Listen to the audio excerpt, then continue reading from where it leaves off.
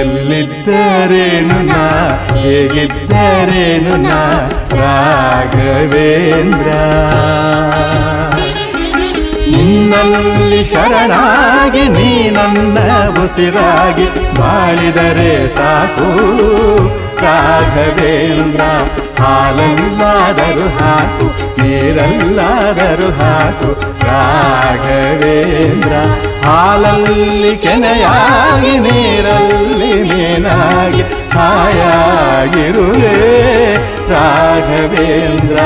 ಹಾಲಲ್ಲಾದರೂ ಹಾಕು ನೀರಲ್ಲಾದರೂ ಹಾಕು ರಾಘವೇಂದ್ರ.